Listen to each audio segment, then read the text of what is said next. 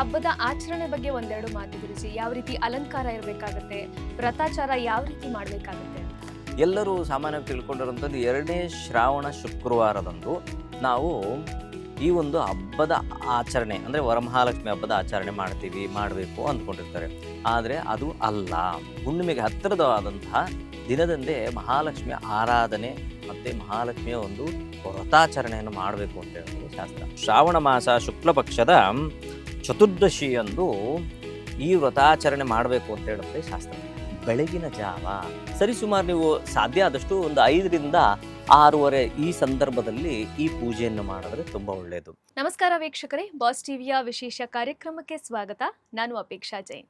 ಶ್ರಾವಣ ಮಾಸದಲ್ಲಿ ಆಚರಿಸಲಾಗುವಂತಹ ಪ್ರಮುಖ ಹಬ್ಬಗಳಲ್ಲಿ ವರಮಹಾಲಕ್ಷ್ಮಿ ಹಬ್ಬ ಕೂಡ ಒಂದಾಗಿದೆ.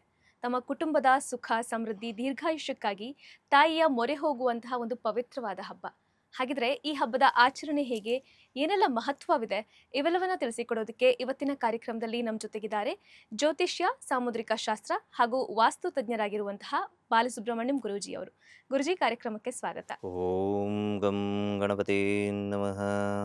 ಮಹಾಲಕ್ಷ್ಮೀ ಚ ವಿದ್ಮಹೇ ವಿಷ್ಣು ಪತ್ನಿ ಚ ಧೀಮಹಿ ತನ್ನೋ ಲಕ್ಷ್ಮಿ ಪ್ರಚೋದಯಾತ್. ಎಲ್ಲರಿಗೂ ನಮಸ್ಕಾರಗಳು. ಸಾಮಾನ್ಯವಾಗಿ ಶ್ರಾವಣ ಮಾಸದ 2ನೇ ಶುಕ್ರವಾರದಂದು ಈ ವರಮಹಾಲಕ್ಷ್ಮಿ ಹಬ್ಬವನ್ನ ಆಚರಿಸಲಾಗುತ್ತೆ ಗುರುಜಿ. 2025ರ ಈ ಶ್ರಾವಣ ಮಾಸದ ಸಂದರ್ಭದಲ್ಲಿ ಯಾವ ದಿನದಂದು ಹಬ್ಬದ ಆಚರಣೆ ಮಾಡಿದ್ರೆ ಒಳ್ಳೆಯದು ಅಂತ? ಒಳ್ಳೆ ಪ್ರಶ್ನೆ. ಯಾಕೆಂದ್ರೆ ಪ್ರಮುಖವಾಗಿ ಮೊದಲನೇ ಪ್ರಶ್ನೆ ಚೆನ್ನಾಗಿತ್ತು ಅಂದ್ರೆ ಕೊನೆ ತನಕ ಎಲ್ಲ ಪ್ರಶ್ನೆಗಳು ಚೆನ್ನಾಗಿರ್ತದೆ. ಇದು ಸಾಮಾನ್ಯವಾಗಿ ಯಾಕೆಂದ್ರೆ ಈ ಮಕ್ಕಳಲ್ಲೇ ಗೊತ್ತಾಗುತ್ತೆ ಅವ್ರು ಏನಾಗ್ತಾರೆ, ಯಾವ ರೀತಿ ಇರ್ತದೆ. ಅದೇ ರೀತಿ ಈ ಪ್ರಶ್ನೆ ಯಾಕೆ ಒಳ್ಳೇದು ಅಂತ ಕೇಳಿದೆ ಅಂದ್ರೆ, ಎಲ್ಲರೂ ಸಾಮಾನ್ಯವಾಗಿ ತಿಳ್ಕೊಂಡಿರುವಂಥದ್ದು 2ನೇ ಶ್ರಾವಣ ಶುಕ್ರವಾರದಂದು ನಾವು ಈ ಒಂದು ಹಬ್ಬದ ಆಚರಣೆ ಅಂದರೆ ವರಮಹಾಲಕ್ಷ್ಮಿ ಹಬ್ಬದ ಆಚರಣೆ ಮಾಡಬೇಕು ಅಂದ್ಕೊಂಡಿರ್ತಾರೆ. ಆದರೆ ಅದು ಅಲ್ಲ. ಶಾಸ್ತ್ರದ ಪ್ರಕಾರ ಬಗ್ಗೆ ಏನು ಹೇಳ್ತದೆ, ಚತುರ್ದಶಿ ಹುಣ್ಣಿಮೆಗೆ ಹತ್ತಿರವಾದಂತಹ ದಿನದಂದೇ ಮಹಾಲಕ್ಷ್ಮಿಯ ಆರಾಧನೆ ಮತ್ತು ಮಹಾಲಕ್ಷ್ಮಿಯ ಒಂದು ವ್ರತಾಚರಣೆಯನ್ನು ಮಾಡಬೇಕು ಅಂತ ಹೇಳ್ತದೆ ಶಾಸ್ತ್ರ. ಆ ಕಾರಣದಿಂದ ಶ್ರೀ ವಿಶ್ವವಸುನಾಮ ಸಂವತ್ಸರ ದಕ್ಷಿಣಾಯನ ವರ್ಷ ಋತು ಶ್ರಾವಣ ಮಾಸ ಶುಕ್ಲ ಪಕ್ಷದ ಚತುರ್ದಶಿಯಂದು ಈ ವ್ರತಾಚರಣೆ ಮಾಡಬೇಕು ಅಂತ ಹೇಳುತ್ತೆ ಶಾಸ್ತ್ರ. ಆ ಕಾರಣದಿಂದ ಮಹಾಲಕ್ಷ್ಮಿಯ ಒಂದು ವ್ರತವನ್ನು ಈ ದಿನದಂದೇ ಅಂದರೆ 8ನೇ ತಾರೀಕು 2025 ಆಗಸ್ಟ್ 8ನೇ ತಾರೀಕು ವ್ರತಾಚರಣೆ ಮಾಡಬೇಕು ಅಂತ ಹೇಳುತ್ತೆ ಶಾಸ್ತ್ರ. ಇನ್ನು ಹಬ್ಬದ ಆಚರಣೆ ಬಗ್ಗೆ ಒಂದೆರಡು ಮಾತು ಗುರುಜಿ. ಯಾವ ರೀತಿ ಅಲಂಕಾರ ಇರಬೇಕಾಗತ್ತೆ, ವ್ರತಾಚಾರ ಯಾವ ರೀತಿ ಮಾಡಬೇಕಾಗತ್ತೆ ಅಂತ? ನೋಡಿ, ಹಬ್ಬ ಅಂದ ತಕ್ಷಣ ನಾವೇನು ಮಾಡ್ತೀವಿ, ಬರೀ ಸಡಗರ ಮತ್ತು ನಾವು ಒಡವೆ ಹಾಕ್ಕೋಬೇಕು, ನಾವು ಹಂಗೆ ಅಲಂಕಾರವಾಗಿರಬೇಕು ಅಂತದ್ದು ತುಂಬ ಜನದಲ್ಲಿ ಇರ್ತದೆ. ಆದರೆ ಎಲ್ಲದಕ್ಕಿಂತ ಮುಖ್ಯ ಏನಂದರೆ, ಹಬ್ಬದ ಆಚರಣೆ ಹೇಗಿರಬೇಕು ಅಂದರೆ ಶುಚಿರ್ಭೂತರಾಗಿರಬೇಕು. ಮನೆ ಶುಚಿ ಇರಬೇಕು. ಯಾವ ಒಂದು ದೇವರ ಒಂದು ಪೂಜೆ ಕೈಂಕರ್ಯಗಳು ಮಾಡಬೇಕು ಅಂದರೆ ಮೊಟ್ಟ ಮೊದಲನೇದಾಗಿ ಮನೆ ಶುದ್ಧಿ ಇರಬೇಕು, ಮನಸ್ಸು ಶುದ್ಧಿ ಇರಬೇಕು, ದೇವರ ಕೋಣೆ ಶುದ್ಧಿ ಇರಬೇಕು. ನಾವು ಇದ್ಯಾವುದು ಶುದ್ಧಿ ಇಲ್ಲದೆ ಏನು ಮಾಡ್ತೀವಿ, ಸುಮ್ಮನೆ ಅಲಂಕಾರ ಒಂದು ಮಾಡೋದು, ಅದು ಖಂಡಿತ ಅಲ್ಲ. ಮಹಾಲಕ್ಷ್ಮಿ ಏನು ಹೇಳ್ತಾರೆ ಅಂದರೆ, ಎಲ್ಲಿ ಶುಚಿರ್ಭೂತರಾಗಿರ್ತಾರೋ ಅವರಲ್ಲಿ ಸದಾ ನಾನು ನೆಲೆಸಿರುತ್ತೇನೆ. ಎಲ್ಲಿ ಯಾವ ಅಂದರೆ ಅದೇನು ಹೇಳ್ತೀವಿ ಅಂದರೆ, ಕಾಯ ವಾಚ ಮನಸ್ಸ ಎಲ್ಲವೂ ಚೆನ್ನಾಗಿರಬೇಕು. ನಮ್ಮ ಮನಸ್ಸು ಚೆನ್ನಾಗಿರಬೇಕು, ನಮ್ಮ ಚಿತ್ತವು ಚೆನ್ನಾಗಿರಬೇಕು, ಇದೇ ರೀತಿ ನಮ್ಮ ಮನೆಯು ಚೆನ್ನಾಗಿರಬೇಕು. ನಾವು ಯಾವಾಗ ಆ ಶುಚಿರ್ಭೂತರಾಗಿರ್ತಾರೋ ನಾವು ಮಹಾಲಕ್ಷ್ಮಿ ಸದಾ ನಮ್ಮ ಮನೆಯಲ್ಲಿರ್ತಾರೆ, ನಮ್ಮ ಮನಸ್ಸಲ್ಲಿರ್ತಾರೆ ಅಂತ ಹೇಳ್ತದೆ ಶಾಸ್ತ್ರ. ಅದೇ ರೀತಿ ಎಲ್ರಿಗೂ ಒಂದು ಕಿವಿ ಮಾತೇನೆಂದರೆ, ಶುಕ್ರವಾರದಂದು ಕ್ಲೀನ್ ಮಾಡೋಕ್ಕೆ ಹೋಗಬೇಡಿ. ದೇವ್ರ ಮನೆ ಪ್ರಮುಖವಾಗಿ ಯಾರೆಲ್ಲ ಕಳಶಾರಾಧನೆ ಮಾಡ್ತಾರೋ ಅವರು ಹಿಂದಿನ ದಿನವೋ ಅಥವಾ ಹಿಂದಿನ ದಿನದ ರಾತ್ರಿಯಂದೇ ಆ ಒಂದು ದೇವರ ಕೋಣೆಯನ್ನು ಶುಚಿರ್ಭೂತರಾಗಿ ಇಟ್ಕೊಳ್ಳೋದು ಅತಿ ಮುಖ್ಯ. ಜನ ಏನು ಮಾಡ್ತಾರೆ, ಬೆಳಗ್ಗೆ ಶುಕ್ರವಾರ ಎದ್ದಿದ ತಕ್ಷಣ ಮಾಡ್ಕೊಂಬಿಡೋಣ ಬಿಡಿ ಅಂತ ಇರ್ತಾರೆ. ದಯವಿಟ್ಟು ಅದು ಮಾಡೋಕ್ಕೆ ಹೋಗಬೇಡಿ. ಹಿಂದಿನ ದಿನವೇ ಕ್ಲೀನ್ ಮಾಡಿಕೊಂಡು ತದನಂತರ ಕಳಶ ಸ್ಥಾಪನೆ ಒಂದು ಬಿಟ್ಟು ಮಿಕ್ಕಿದ್ದೆಲ್ಲ ಅಲಂಕಾರ ಮಾಡ್ಕೋಬಹುದು. ಬೆಳಗ್ಗಿನ ಜಾವ ಸರಿಸುಮಾರು ಅಂದರೆ ಅವತ್ತೇನಾಗಿದೆ ಅಂದರೆ, ಅದೇ ಶುಕ್ರವಾರ ಕರ್ಕಲಗ್ನದಲ್ಲಿ ತಾಯಿಯನ್ನು ನಾವು ಆರಾಧನೆ ಅಂದರೆ ಕಳಶ ಸ್ಥಾಪನೆ ಮಾಡುವಂಥದ್ದು, ದೀಪ ಆರಾಧನೆ ಮಾಡುವಂಥದ್ದು, ಇದನ್ನು ಮಾಡಿದ್ರೆ ನೈವೇದ್ಯ ಸಮರ್ಪಣೆ ಮಾಡುವಂಥದ್ದಾಗಿರ್ಬೋದು, ಅಥವಾ ಅಷ್ಟೋತ್ತರಗಳಿಂದ ಪೂಜಿಸಲ್ಪಡುವಂಥದ್ದಾಗಿರ್ಬೋದು, ಅಥವಾ ಪುಷ್ಪಾರ್ಚನೆ ಮಾಡುವಂಥದ್ದಾಗಿರ್ಬೋದು, ಅಥವಾ ಕುಂಕುಮಾರ್ಚನೆ ಮಾಡುವಂಥದ್ದಾಗಿರ್ಬೋದು. ಇವೆಲ್ಲವೂ ಸಹ ಆ ಒಂದು ಕರ್ಕಲಗ್ನದಲ್ಲಿ ಆಚರಣೆ ಮಾಡೋದೇ ತುಂಬ ಒಳ್ಳೆಯದು. ಯಾವ ಸಂದರ್ಭದಲ್ಲಿ ಆ ಕರ್ಕ ಲಗ್ನ ಬರ್ತದೆ ಅಂದರೆ ಬೆಳಗಿನ ಜಾವ ಸರಿಸುಮಾರು ನೀವು ಸಾಧ್ಯ ಆದಷ್ಟು ಒಂದು 5ರಿಂದ 6:30 ಈ ಸಂದರ್ಭದಲ್ಲಿ ಈ ಪೂಜೆಯನ್ನು ಮಾಡಿದ್ರೆ ತುಂಬ ಒಳ್ಳೆಯದು. ಯಾಕೆಂದರೆ ತದನಂತರ ಬರುವಂಥದ್ದು ಸಿಂಹ ಲಗ್ನದಲ್ಲಿ ಕೇತು ಸ್ಥಿತನಾಗಿರ್ತಾನೆ. ಅದೇ ರೀತಿ ಕನ್ಯಾ ಲಗ್ನದಲ್ಲಿ ಕುಜ ಸ್ಥಿತನಾಗಿರ್ತಾನೆ. ಸಪ್ತಮದಿಂದ ಶನಿಯ ದೃಷ್ಟಿ ಇರ್ತದೆ. ಆ ಕಾರಣದಿಂದ ಆದಷ್ಟು ಸಮಂಜಸವಾದಂಥದ್ದಲ್ಲ. ಆ ಕಾರಣದಿಂದ ಜಲತತ್ವ ರಾಶಿ ಜಲತತ್ವ ರಾಶಿ ತಾಯಿಗೆ ತುಂಬ ಅತಿ ಪ್ರೀತಿಯಾಗಿರುವಂಥದ್ದು. ಯಾಕೆ ಅಂದರೆ ಯಾಕೆ ಜಲತತ್ವ ಅಂದರೆ ನೋಡಿ, ಒಂದು ಹೇಳ್ತದೆ ಶಾಸ್ತ್ರ, ತೈಲೇ ಲಕ್ಷ್ಮಿ ಜಲೇ ಗಂಗೆ ಅಂತ ಹೇಳ್ತೀವಿ.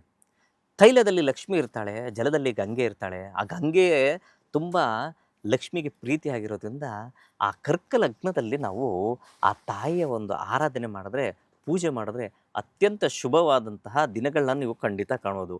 ಪ್ರಮುಖವಾಗಿ ಪ್ರಾಮಾಣಿಕವಾದಂತಹ ಪೂಜೆ ಕೈಂಕರ್ಯಗಳು ಅತಿ ಮುಖ್ಯವಾಗಿರ್ತದಮ್ಮ. ಇನ್ನು ನೈವೇದ್ಯದ ವಿಚಾರ ಮಾತಾಡೋದಾದ್ರೆ, ಲಕ್ಷ್ಮಿಗೆ ಯಾವ ರೀತಿಯ ನೈವೇದ್ಯವನ್ನ ಅರ್ಪಣೆ ಮಾಡಬೇಕಾಗತ್ತೆ? ಲಕ್ಷ್ಮಿಗೆ ಪ್ರಿಯವಾದಂತಹ ಆಹಾರ ಯಾವುದು ಗುರುಜಿ? ಓಕೆ, ಒಳ್ಳೆಯದು. ನೋಡಿ, ಒಂದೊಂದು ಪ್ರಾಂತ್ಯದಲ್ಲಿ ಒಂದೊಂದು ರೀತಿಯಾದಂತಹ ಪದಾರ್ಥಗಳನ್ನು ದೇವಿಗೆ ಸಮರ್ಪಣೆ ಮಾಡ್ತಾರೆ. ಆದರೆ ಸಜ್ಜಿಗೆ ಅತಿ ಈಸಿಯಾಗಿ ಮಾಡುವಂಥದ್ದು, ಮತ್ತು ಸಜ್ಜಿಗೆ ಒಂದು ಸತ್ಯನಾರಾಯಣ ಸ್ವಾಮಿಗೆ ಅತಿ ಪ್ರಿಯವಾದಂತಹದ್ದು. ಆ ಒಂದು ಸಜ್ಜಿಗೆಯನ್ನು ಯಾವಾಗ ನಾರಾಯಣನಿಗೆ ಪ್ರೀತಿಯಾದಂಥದ್ದು ನಾವು ನೈವೇದ್ಯವನ್ನು ಮಾಡಿದರೆ ಅಮ್ಮನವರು ಸಹ ಇಷ್ಟಪಡ್ತಾರೆ ಅಂತ ಹೇಳ್ತದೆ. ಆ ಕಾರಣದಿಂದ ಸಜ್ಜಿಗೆಯ ಪ್ರಸಾದವನ್ನು ಮಾಡುವಂಥದ್ದು, ನಿಮ್ಮ ಒಂದು ಸುತ್ತಮುತ್ತಲ ಕೆಲವೊಂದು ಪ್ರಾಂತ್ಯದಲ್ಲಿ ಯಾವ ಒಂದು ಹೂವುಗಳನ್ನು ಬಿಡಿಸ್ತಾರೋ, ಅಂದರೆ ಬಿಡುತ್ತೋ ಆ ಒಂದು ಹೂವಿನ ಅರ್ಚನೆ ಮಾಡುವಂಥದ್ದು, ಆ ಹೂವಿನಿಂದ ಅಲಂಕಾರ ಮಾಡುವಂಥದ್ದು ಅತಿ ಮುಖ್ಯವಾಗಿರ್ತದೆ. ಆ ಕಾರಣದಿಂದ ಅದನ್ನೇ ಬಡಿಸ್ಬೇಕು ಅಂತಿನ್ನಿಲ್ಲ. ನಿಮ್ಮ ಒಂದು ಪ್ರಾಂತ್ಯದಲ್ಲಿ ಯಾವುದೆಲ್ಲ, ಆದರೆ ಬೆಲ್ಲದಿಂದ ಮಾಡಿರುವಂಥದ್ದು ಯಾವುದಾದ್ರೂ ಒಂದು ಪದಾರ್ಥವನ್ನು, ಸಕ್ಕರೆಯಿಂದ ಮಾಡಿರುವಂಥದ್ದು. ಯಾಕೆ ಸಕ್ಕರೆ, ತುಪ್ಪ, ಈ ಹಾಲು ಇವೆಲ್ಲವೂ ತಾಯಿಗೆ ಪ್ರೀತ. ದಾಸರು ಒಂದು ಪದದಲ್ಲಿ ಹೇಳ್ತಾರೆ, ಸಕ್ಕರೆ ತುಪ್ಪ ಕಾಲುವೆ ಹರಿಸಿ ಅಕ್ಕರೆ ಉಳ್ಳ ಅಳಗಿಳಿ ರಂಗನ ಚಕ್ಕ ಪುರಂದರ ವಿಠಲನ ರಾಣಿ ಭಾಗ್ಯದ ಲಕ್ಷ್ಮೀ ಬಾರಮ್ಮ ಅಂತ. ಆ ಕಾರಣದಿಂದ ಈ ರೀತಿಯಾದಂತಹ ದೇವರ ಸ್ಮರಣೆಯನ್ನು ದಾಸರು ಅಷ್ಟು ಚಂದವಾಗಿ ಆಡಿದ್ದಾರೆ. ಆ ಕಾರಣದಿಂದ ಆ ಹಾಡು ಕೇಳಿದ್ರೆ ಸಾಕು, ನಾವು ಯಾವ ರೀತಿ ವ್ರತಾಚರಣೆ ಮಾಡಬೇಕು ಅನ್ನೋ ಸಹ ಹೇಳುತ್ತೆ ಶಾಸ್ತ್ರ. ಇನ್ನು ಲಕ್ಷ್ಮೀ ಪೂಜೆಯನ್ನ ಎಲ್ಲರೂ ಮಾಡಬಹುದಾ ಅಥವಾ ಏನಾದರೂ ರೆಸ್ಟ್ರಿಕ್ಷನ್ಸ್ ಇದೆಯಾ ಅಂತ? ಇಲ್ಲಮ್ಮ, ಆ ರೀತಿ ಏನಿಲ್ಲ. ಕೆಲವೊಂದು ಏನು ವಿಚಾರ ಹೇಳುತ್ತೆ ಅಂದರೆ, ಈಗ ಸೂತಕದ ಮನೆಯಲ್ಲಿ ಆಚರಣೆ ಬೇಡ. ತದನಂತರ ಯಾರು ಅಶುದ್ಧರಾಗಿರ್ತಾರೋ ಅವರ ಮನೆಯಲ್ಲಿ ಖಂಡಿತವಾದಂಥದ್ದು ಬೇಡ ಅಂತ ಹೇಳ್ತದೆ. ವ್ರತಾಚರಣೆಗಳಾಗಿರ್ಬೋದು, ಹೋಮಗಳಾಗಿರ್ಬೋದು, ಅಥವಾ ಪೂಜೆಗಳಾಗಿರ್ಬೋದು, ನಾವು ಯಾವಾಗಲೂ ಅಷ್ಟೇ ಮನೆಯಲ್ಲಿ ಯಾವುದೋ ಒಂದು ಸೂತಕ ಇಟ್ಕೊಂಡು ಅದು ಮಾಡಿದ್ರೆ ಮನಸ್ಸಿನಲ್ಲಿ ಅಳಲು ಇರ್ತದೆ, ಅಂದರೆ ಒಂಥರ ದುಃಖವನ್ನು ಇರ್ತದೆ. ಆ ದುಃಖದಿಂದ ನಾವು ದೇವಿಯನ್ನು ಇದು ಮಾಡೋ ಬದಲು ಸಂತಸದಿಂದ ಕರಿಬೇಕು. ನಮ್ಮ ದುಃಖವನ್ನು ದೂರ ಮಾಡಮ್ಮ ಅಂತ ಹೇಳ್ಬಿಟ್ಟು ಕರಿಬೇಕು.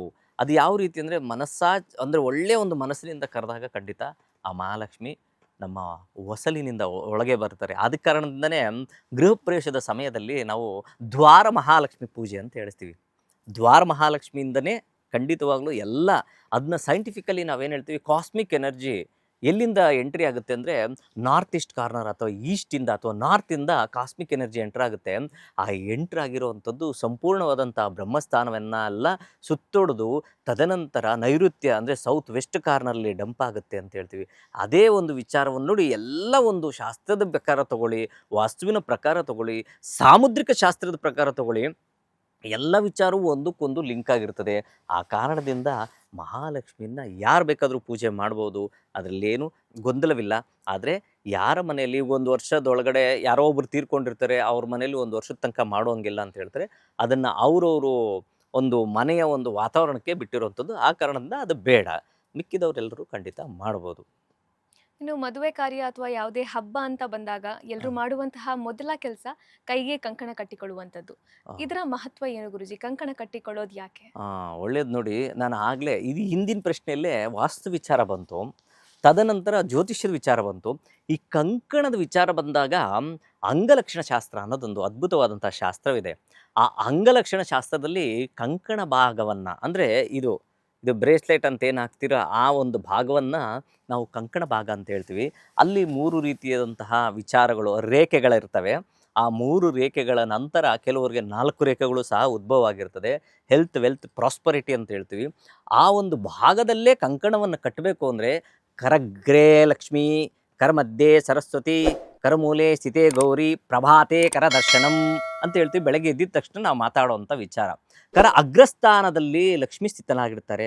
ಆ ಕಾರಣದಿಂದ ನಾವು ದುಡ್ಡನ್ನ ಎಣಿಸ್ಬೇಕಾದ್ರೆ ಈ ರೀತಿ ಎಣಿಸ್ತಿರ್ತೀವಿ. ಚಂಚಲೆ ಜಾಸ್ತಿ ಹೊತ್ತು ಇರೋದಿಲ್ಲ, ಇಲ್ಲಿ ಎಣಿಸಿರೋದು ಹಾಗೆ ಹೋಗ್ಬಿಡುತ್ತೆ. ಕರಮಧ್ಯೆ ಸರಸ್ವತಿ, ಮಧ್ಯಸ್ಥಾನದಲ್ಲಿ ಸರಸ್ವತಿ ನಿಂತಿರ್ತಾಳೆ. ಬಿಗಿಯಾಗಿ ಇಟ್ಕೊಂಡ್ರೆ ಖಂಡಿತವಾಗ್ಲೂ ನಿಮ್ಮಲ್ಲಿರುವಂಥ ವಿದ್ಯೆ ಯಾವತ್ತೂ ವೇಸ್ಟ್ ಆಗಲ್ಲ. ಆ ಒಂದು ವಿದ್ಯೆ ನಿಮ್ಮಲ್ಲಿ ಸದಾ ನಿಮ್ಮನ್ನು ಅಭಿವೃದ್ಧಿಯಾಗಿ ಮಾಡುತ್ತೆ ಅಂತೇಳಿ.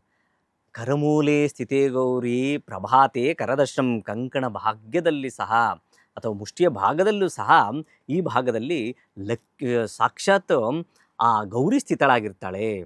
ಈ ಕಂಕಣ ಭಾಗವನ್ನು ನಾವು ಯಾವಾಗ ಕಂಕಣ ಕಟ್ಟಿ ಮಾಡ್ತೀವೋ, ನಾವು ಒಂದು ಕೆಲಸ ಮಾಡಬೇಕು ಅಂದರೆ ಒಂಥರ ಪ್ರಾಜೆಕ್ಟ್ ವರ್ಕ್ ಇಟ್ಕೊಂಡಂಗೆ ಈ ಕೆಲಸ ಕಂಪ್ಲೀಟ್ ಆಗಬೇಕು, ಈ ಟೈಮ್ ಮಾಡಬೇಕು ಅನ್ನೋದೊಂದೆಲ್ಲ ನಿಟ್ಟಿನಲ್ಲಿ ಏನು ಇಟ್ಕೊಂಡಿರ್ತೀವೋ, ಈ ಕಂಕಣ ಅನ್ನೋದು ಅದೇ ರೀತಿ. ಯಾವುದೇ ಒಂದು ಶುಭ ಕಾರ್ಯ ಮಾಡಬೇಕು ಅಂದರೆ ನಾವು ಕಂಕಣಬದ್ಧವಾಗೇ ಮಾಡಬೇಕು. ಅಂದರೆ ಯಾವ ಒಂದು ವಿಘ್ನಗಳು ಬಾರದಂಗೆ ಆ ಮಹಾಲಕ್ಷ್ಮಿಯನ್ನು ಪ್ರಾರ್ಥನೆ ಯಾವ ಒಂದು ಪೂಜೆ ಮಾಡ್ತಿತ್ತು ಆ ಒಂದು ದೇವರುಗಳನ್ನು ಪ್ರಾರ್ಥನೆ ಮಾಡಿಕೊಂಡು ಈ ಕಂಕಣಬದ್ಧವಾಗಿ ನಾನು ಈ ಪ್ರಾರ್ಥನೆ ಮಾಡ್ಕೊತೀನಿ. ಮನೆಯಲ್ಲಿ ಯಾವ ರೀತಿಯಾದಂಥ ಅವಘಡಗಳು ಆಗಬಾರ್ದು, ಯಾವ ರೀತಿಯಾದಂಥ ಸಮಸ್ಯೆಗಳು ಬರದಂಗೆ ತಾಯಿ ಮಹಾಲಕ್ಷ್ಮಿ ಈ ಕಂಕಣಪೂರಿತವಾಗಿ ನೀನು ಈ ಕಂಕಣದಲ್ಲೇ ಸ್ಥಿತಳಾಗಿ ನಮ್ಮ ಒಂದು ಕಾರ್ಯಕ್ರಮವನ್ನು ಸಾಂಗೋಪಾಂಗವಾಗಿ ನಡೆಸ್ಕೊಡಮ್ಮ ಅಂತ ಹೇಳೋದಕ್ಕೆ ಈ ಕಂಕಣವನ್ನು ಕಟ್ತೀವಿ. ಆ ಕಾರಣದಿಂದ ಕಂಕಣವನ್ನು ಕಟ್ಟೋದು ತುಂಬ ಒಳ್ಳೆಯದು. ಅರಿಶಿಣ ದಾರದಲ್ಲಿ ಒಂದು ಹೂವನ್ನಿಟ್ಟು ಆ ಒಂದು ರಿಸ್ಟ್ ಭಾಗ ಅಂತ ಏನು ಹೇಳ್ತೀವಿ, ಕಂಕಣ ಭಾಗದಲ್ಲಿ ಕಟ್ಕೊಳ್ಳೋದು ತುಂಬ ಒಳ್ಳೆಯದು. ಇನ್ನು ಯಾವುದೇ ಹಬ್ಬ ಆಗಲಿ ಅಥವಾ ವ್ರತಾಚರಣೆ ಆಗಲಿ, ಕೆಲವೊಮ್ಮೆ ಗೊತ್ತಿದ್ದು ಗೊತ್ತಿಲ್ಲದೆ ಒಂದಷ್ಟು ತಪ್ಪುಗಳು ನಮ್ಮ ಕೈಯಿಂದ ಆಗಿ ಹೋಗುತ್ತೆ. ಸೊ ಯಾವ ರೀತಿ ತಪ್ಪುಗಳು ಗೊತ್ತಿಲ್ಲದೆ ನಾವು ಮಾಡ್ತೀವಿ, ಮತ್ತೆ ಅದಕ್ಕೆ ಪರಿಹಾರ ಏನು ಅಂತ ಗುರುಜಿ? ನೋಡಿ, ನೆಡವವನೇ ಹೊರತು ಕುಳಿತವ ನೆಡವವನಲ್ಲ. ಕೂತ್ಕೊಂಡಿದ್ದವ್ರು ಯಾವತ್ತೂ ಎಡುವಕ್ಕೆ ಸಾಧ್ಯ ಇಲ್ಲ, ನೆಡುವವನು ನಡೀತಾನೆ. ಅದೇ ರೀತಿ ಪೂಜೆ ಮಾಡುವಾಗ ಗೊತ್ತೋ ಗೊತ್ತಿಲ್ಲದೆ ಆಗಿರ್ತದೆ. ಏನೋ ನೀವು ಪ್ರಸಾದಕ್ಕೆ ನೈವೇದ್ಯ ನೀಡ್ತಾ ಇರ್ತೀರಿ, ಅದು ಮಗು ಬಂದ್ಬಿಡ್ತದೆ, ಪ್ರಸಾದ ನೈವೇದ್ಯ ಆಗೋಯ್ತು, ಮೈಲಿಗೆ ಆಗೋಯ್ತು ಅಂತ ಅಂದ್ಕೊಳ್ಳೋದು. ಈ ರೀತಿಯಾದಂಥ ಒಂದು ಮನಸ್ಸಿನಲ್ಲಿ ದುಗುಡ ಆಗೋಗುತ್ತೆ. ಆದರೆ ಅದನ್ನು ದುಃಖ ಪಡಬೇಡಿ. ಯಾವುದೇ ಒಂದು ರೀತಿಯಾಗಲಿ, ಯಾವುದೇ ಒಂದು ಪೂಜೆ ಸಮಯದಲ್ಲಿ ಒಂದು ಸಣ್ಣ ಮಗು ಆಗಿರ್ಬೋದು ಬಂದು ಆ ಪ್ರಸಾದ ಸೇವನೆ ಮಾಡಿದ್ದಾರೆ ಅಂದರೆ ಮೊದಲೇ ಆ ಒಂದು ಪ್ರಸಾದ ಸೇವನೆ ಆ ತಾಯಿಯೇ ಅರ್ಪಿಸಿದ್ದೇವೆ ಅನ್ನೋ ಒಂದು ಮನಸ್ಫೂರ್ತಿಯಾಗಿ ಇಟ್ಕೊಳ್ಳಿ. ಬೇಕು ಅಂತ ಯಾವುದೇ ರೀತಿಯಲ್ಲಿ ಯಾರೂ ಏನೂ ಮಾಡೋಕ್ಕೆ ಹೋಗಲ್ಲ. ನಿಮ್ಮ ಯಾರೇ ಮನೆಯಲ್ಲಾಗಲಿ ಒಂದು ಪೂಜೆ ಮಾಡಬೇಕು ಅಂದರೆ ಅವ್ರ ಮನಸ್ಸಲ್ಲಿ ಏನು ಇಟ್ಕೊಂಡಿರ್ತೀವಿ, ನಾವು ಒಳ್ಳೆ ಮನಸ್ಸಿನಿಂದ ಮಾಡಬೇಕು, ಮನೆಯಲ್ಲಿ ಎಲ್ರಿಗೂ ಒಳ್ಳೆಯದಾಗಬೇಕು, ಎಲ್ಲರೂ ಮಕ್ಕಳೆಲ್ಲ ವಿದ್ಯಾವಂತರಾಗಬೇಕು, ಬುದ್ಧಿವಂತರಾಗಬೇಕು, ಜ್ಞಾನವಂತರಾಗಬೇಕು, ಆರೋಗ್ಯವಂತರಾಗಬೇಕು, ಮನೆಯಲ್ಲಿ ಸದಾ ಸುಭಿಕ್ಷವಾಗಿರಬೇಕು. ಈ ರೀತಿ ಮನೋಭಾವದಿಂದ ನಾವು ಪೂಜೆಯನ್ನು ಮಾಡಬೇಕು. ಏನೇ ಕಷ್ಟ ಕಾರ್ಪಣ್ಯಗಳು ಸಹ ದೂರವಾಗಬೇಕು. ಎಷ್ಟೋ ಜನ ಏನಾಗಿರ್ತದೆ ಅಂದರೆ ಸಾಲ ತೊಗೊಂಡು ಮನೆ ಕಟ್ಬಿಡ್ದು, ಬೇಗ ಸಾಲ ತೀರ್ಬಿಡ್ಲಪ್ಪ, ಯಾವುದೋ ಒಂದು ಗಾಡಿ ತೊಗೊಂಡು ಬೇಗ ಸಾಲ ತೀರ್ಬಿಡ್ಲಪ್ಪ, ಏನೋ ಅದಿಲ್ಲದೇ ಯಾವುದೋ ಬಿಸ್ನೆಸ್ಗೆ ಸಾಲ ತೊಗೊಂಡಿರ್ತೀವಿ, ಇನ್ನೊಂದಕ್ಕೆ ಮತ್ತೊಂದು ಅದೆಲ್ಲ ತೀರ್ಲಿಯಪ್ಪ ಅನ್ನೋ ಒಂದು ಕಾರಣಕ್ಕೂ ಸಹ ಈ ಪೂಜೆ ಮಾಡುವಂಥ ಸಾಧ್ಯತೆಗಳಿರ್ತದೆ. ಆ ಕಾರಣದಿಂದ ನಾವೇನು ಹೇಳ್ತೀವಿ ಅಂದರೆ ಅಲ್ಲಿ ಸ್ವಲ್ಪ ಲೋಪದೋಷಗಳು ಆದರೂ ಸಹ ಆ ತಾಯಿಯ ಮಡಿಲಲ್ಲಿ ಹಾಕಿ ಖಂಡಿತವಾಗ್ಲೂ ನಂದೇನೋ ಗೊತ್ತಿಲ್ಲದೇನೆ ಆಗಿದೆಯಮ್ಮ ದೋಷಗಳು, ಖಂಡಿತವಾಗ್ಲೂ ಅದನ್ನ ಕ್ಷಮೆ ಇರಲಿ, ನಿನ್ನ ಮಗು ಮಾಡಿರುವಂಥ ತಪ್ಪಿಗೆ ದಯವಿಟ್ಟು ಕ್ಷಮೆಯನ್ನು ಮಾಡಮ್ಮ ಅಂತ ಹೇಳ್ಬಿಟ್ಟು ಆ ತಾಯಿಗೆ ಸರೆಂಡರ್ ಆಗಬೇಕು. ನಾವು ಯಾವುದೇ ವಿಚಾರದಾಗಲಿ ಯಾವಾಗ ಸರೆಂಡರ್ ಆಗ್ತೀವೋ ಖಂಡಿತವಾಗ್ಲೂ ದೇವರು ನಮ್ಮನ್ನು ಕ್ಷಮಿಸುವಂಥ ಸಾಧ್ಯತೆಗಳು ಹೆಚ್ಚಾಗಿರ್ತದೆ. ಇನ್ನು ಪ್ರತಿ ಬಾರಿ ಯಾವುದೇ ಒಂದು ಹಬ್ಬ ಇರಲಿ ಅಥವಾ ಯಾವುದೋ ಒಂದು ಚೇಂಜಸ್ ಆದಾಗ್ಲೂ ಅದು ರಾಶಿಗಳ ಮೇಲೆ ಬಹಳಷ್ಟು ಪರಿಣಾಮ ಬೀಳುತ್ತೆ. ಈ ದ್ವಾದಶ ರಾಶಿಗಳ ಮೇಲೆ ವರಮಹಾಲಕ್ಷ್ಮಿ ಹಬ್ಬ ಯಾವ ರೀತಿಯ ಒಂದು ಪರಿಣಾಮವನ್ನು ಬೀರಲಿದೆ ಅಂತ ಗುರುಜಿ? ನೋಡಿ, ಪ್ರಮುಖವಾಗಿ ರಾಶಿ ಗೋಚಾರ ಫಲ ಅಂತ ಬಂದಾಗ ನಾವು ಈ ಬಚಕ್ರದಲ್ಲಿರುವಂತಹ 12 ರಾಶಿಗಳನ್ನು ಗಣನೆ ತೊಗೊಳ್ತೀವಿ. ತದನಂತರ ಸ್ಥಿತಗ್ರಹಗಳನ್ನು ಸಹ ತಗೊತೀವಿ. ಸ್ಥಿತಗ್ರಹಗಳ ಆಧಾರದ ಮೇಲೆ ನಾವು ರಾಶಿಯ ಒಂದು ಶುಭ ಅಶುಭ ಫಲವನ್ನು ನಿರೂಪಣೆ ಮಾಡುವಂಥದ್ದು. ಈಗ ನಾವು ಜನರಲ್ಲಾಗಿ ಈಗ ಒಂದು ವಿದ್ಯುನ್ಮಾನದಲ್ಲಿ ಶುಕ್ರ ಮತ್ತು ಗುರುವಿನ ಸಂಚಾರ ಮಿಥುನ ರಾಶಿಯಲ್ಲಿದೆ, ರವಿ ಬುಧರ ಸಂಚಾರ ಕರ್ಕ ರಾಶಿಯಲ್ಲಿದೆ, ಕೇತುವಿನ ಸಂಚಾರ ಸಿಂಹದಲ್ಲಿದೆ, ಕುಜರ ಸಂಚಾರ ಒಂದು ಕನ್ಯಾದಲ್ಲಿದೆ. ಅದೇ ರೀತಿ ಇವತ್ತಿನ ಆಧಾರದ ಮೇಲೆ ಚಂದ್ರನ ಸಂಚಾರ ಮಕರದಲ್ಲಿದೆ, ನಂತರ ಕುಂಭದಲ್ಲಿ ರಾಹು, ಮೀನದಲ್ಲಿ ಶನಿಯ ಸಂಚಾರ ಮಾಡ್ತಾ ಇದ್ದಾರೆ ಶನಿ ಮಹಾತ್ಮರು. ಇದರ ಒಂದು ಆಧಾರವನ್ನು ನೋಡಿದಾಗ ಮೇಷರಾಶಿಯವರಿಗೆ ಸಾಧಾರಣವಾದಂತಹ ಶುಭ ಫಲವನ್ನು ಕೊಡುವಂಥ ಸಾಧ್ಯತೆಗಳು ಹೆಚ್ಚಾಗಿರುತ್ತೆ. ಅತಿ ಹೆಚ್ಚು ಅಲ್ಲ, ಅತಿ ಕಮ್ಮಿಯೂ ಅಲ್ಲ, ಸಾಧಾರಣವಾಗಿ ಜೀವನವನ್ನು ಸಾಗಿಸುವಂಥ ಸಾಧ್ಯತೆಗಳು ಹೆಚ್ಚಾಗಿರ್ತದೆ. ಅದೇ ರೀತಿ ಆರೋಗ್ಯದ ಬಗ್ಗೆ ಸ್ವಲ್ಪ ಈ ತಲೆಗೆ ಸಂಬಂಧಪಟ್ಟಿರುವಂಥ ನೋವುಗಳು, ಸಣ್ಣ ಪುಟ್ಟ ನೋವುಗಳು ಬರುವಂಥದ್ದು, ಈ ರೀತಿಯಾದಂಥ ವ್ಯವಸ್ಥೆ ಇರ್ತದೆ. ಅದೇನು ದೊಡ್ಡ ವಿಚಾರ ಅಲ್ಲ, ಆದರೆ ಮಿಶ್ರದಾಯಕವಾದಂಥ ಫಲವನ್ನು ಅನುಭವಿಸ್ತಾರೆ ಮೇಷರಾಶಿಯವರು. ಇನ್ನು ವೃಷಭ ರಾಶಿಯವರು ತೆಗೆದುಕೊಂಡ್ರೆ ರಾಶ್ಯಾಧಿಪತಿ ಇದ್ದಂಥ ಶುಕ್ರ ದ್ವಿತೀಯ ಸ್ಥಾನ ಅಂದರೆ ವಾಗ್ಧನ ಕುಟುಂಬ ಸ್ಥಾನ ಸ್ಥಿತನಾಗಿದ್ದಾನೆ. ಏನೋ ಒಂದು ರೀತಿಯಾದಂತಹ ಯಾವುದೋ ಆಸ್ತಿ ವಿಚಾರ ಆಗಿರ್ಬೋದು, ಯಾವುದೋ ಹಣಕಾಸಿನ ವಿಚಾರ ಆಗಿರ್ಬೋದು, ಯಾವುದೋ ಖರೀದಿಯ ವಿಚಾರ ಆಗಿರ್ಬೋದು, ಅಥವಾ ಮನೆಯ ವಿಚಾರ, ಇದರಲ್ಲಿ ಸ್ವಲ್ಪ ಕಾಳಜಿಯನ್ನು ವಹಿಸುವಂಥದ್ದು ಜಾಸ್ತಿ. ಆ ಕಾರಣದಿಂದ ಉತ್ತರ ಅಭಿವೃದ್ಧಿಯನ್ನು ಸಹ ಕಾಣ್ತಾರೆ ಅಂತ ಹೇಳ್ತದೆ ಶಾಸ್ತ್ರ. ಇವ್ರಿಗೊಂದು ರೀತಿಯಾದಂಥ 80% ಶುಭ ಫಲಗಳನ್ನು ಇವರು ಕಾಣುವಂಥ ಸಾಧ್ಯತೆ ಇರ್ತದೆ. ಆದರೆ ಪ್ರಮುಖವಾಗಿ ತೃತೀಯ ಸ್ಥಾನದಲ್ಲಿ ಬುಧ ಮತ್ತು ರವಿಯ ಸಂಚಾರ ಮಾಡಬೇಕಾದ್ರೆ ಸ್ವಲ್ಪ ಬುದ್ಧಿವಂತಿಕೆಯಿಂದ ಕೆಲಸವನ್ನು ಮಾಡಿದ್ರೆ ಒಳ್ಳೆಯದು, ಇಲ್ಲ ಅಂದರೆ ಎಡುವಂಥ ಸಾಧ್ಯತೆ ಇರ್ತದೆ ಅಂತ ಹೇಳ್ತಾರೆ. ಇನ್ನು ಮಿಥುನ ರಾಶಿಗೆ ಬಂದಾಗ ರಾಶಿಯಲ್ಲಿ ಗುರು ಶುಕ್ರರ ಸಂಯೋಗ ಇರ್ತದೆ. ಒಂದು ಒಳ್ಳೆಯ ಯೋಗವನ್ನು ಮಾರ್ಪಾಡಾಗಿರ್ತದೆ. ಅಭಿವೃದ್ಧಿಯ ಹಾದಿಗಾಗಿ ಹುಡುಕ್ತಾ ಇರ್ತಾರೆ ಅಂತ ಹೇಳ್ತೀವಿ. ಸಾಕಷ್ಟು ಅಭಿವೃದ್ಧಿಯ ಹಾದಿಯನ್ನು ಹುಡುಕ್ತಿರ್ತೀವಿ. ಅದರೊಟ್ಟಿಗೆ ದಶಮ ಸ್ಥಾನದಲ್ಲಿ ಶನಿ ಮಹಾತ್ಮರ ಸ್ಥಿತಿ.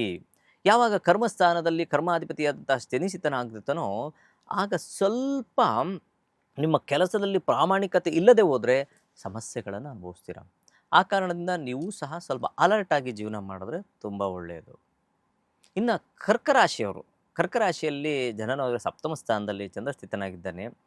ಬೇರೆಯವ್ರ ಬಗ್ಗೆ ಚಿಂತೆ ಮಾಡೋದು ಬಿಟ್ಬಿಡಿ, ನಿಮ್ಮ ಬಗ್ಗೆ ನೀವು ಚಿಂತೆ ಮಾಡಿದ್ರೆ ತುಂಬ ಒಳ್ಳೆಯದು ಕರ್ಕರಾಶಿಯವರು.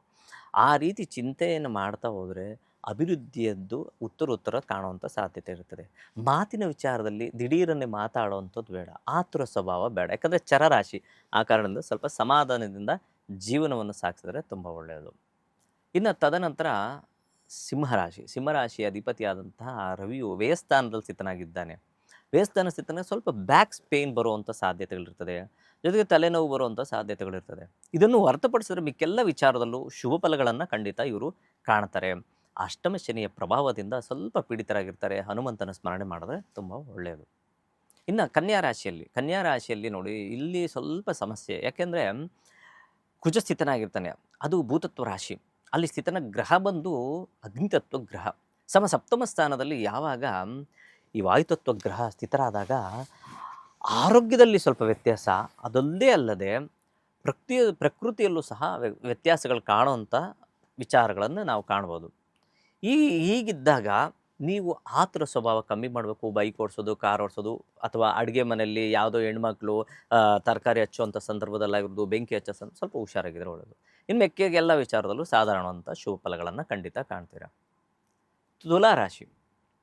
ತುಲಾರಾಶಿಗೆ ಅದ್ಭುತವಾದಂತಹ ವಿಚಾರ, ಹಣಕಾಸಿನ ವಿಚಾರದಲ್ಲಿ ಸುಧಾರಣೆಯನ್ನು ಕಾಣ್ತೀರಾ. ಆರೋಗ್ಯದಲ್ಲಿ ಸ್ವಲ್ಪ ಕಾಲಿಗೆ ಸಂಬಂಧಪಟ್ಟಂಥ ಪೆಟ್ಟನ್ನು ಕಾಣುವಂಥ ಸಾಧ್ಯತೆ ಇರ್ತದೆ. ಇದನ್ನು ಹೊರತುಪಡಿಸಿದರೆ ಓದುವಂಥ ಮಕ್ಕಳಿಗಾಗಿರ್ಬೋದು, ಹೆಂಗಸರಿಗಾಗಿರ್ಬೋದು ಉತ್ತರ ಅಭಿವೃದ್ಧಿ ಎಲ್ಲ ವಿಚಾರದಲ್ಲೂ ಶುಭ ಫಲಗಳನ್ನು ನೀವು ಖಂಡಿತ ಕಾಣ್ತಾರೆ. ಇನ್ನು ವೃಶ್ಚಿಕ ರಾಶ್ಯಾಧಿಪತಿಯಾದಂತಹ ಕುಜ ಲಾಭಸ್ಥಾನ ಸ್ಥಿತನಾಗಿದ್ದಾನೆ. ಲಾಭಸ್ಥಾನದ ಸ್ಥಿತನಾದಾಗ ಲಾಭವನ್ನು ಗಳಿಸಲೇಬೇಕು ಅಂತ ಹೇಳ್ತದೆ.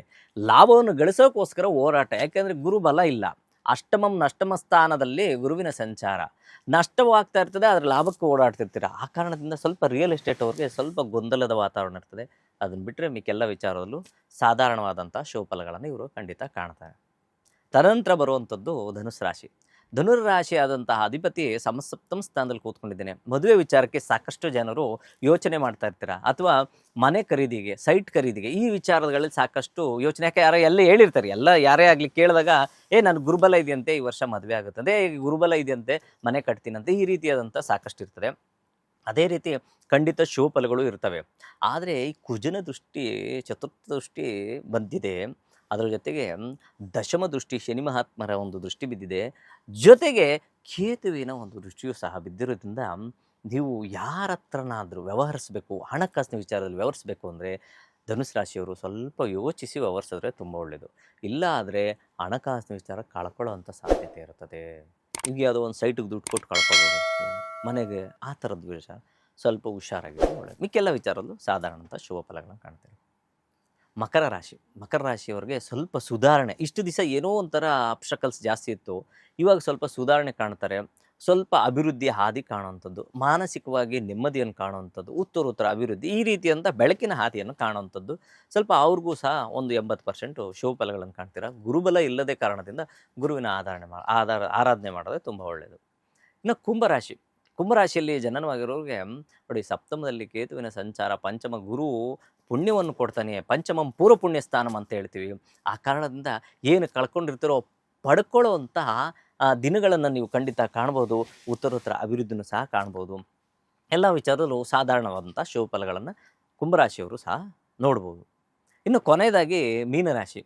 ಮೀನರಾಶಿಯಲ್ಲಿ ಶನಿ ಮಹಾತ್ಮರು ಸಂಚಾರ, ಸಾಡೆ ಸಾತಿಯ ಪ್ರಭಾವ ಹೆಚ್ಚಾಗಿದೆ, ಜೊತೆಗೆ ಕುಜನ ದೃಷ್ಟಿಯೂ ಸಹ ಇದೆ.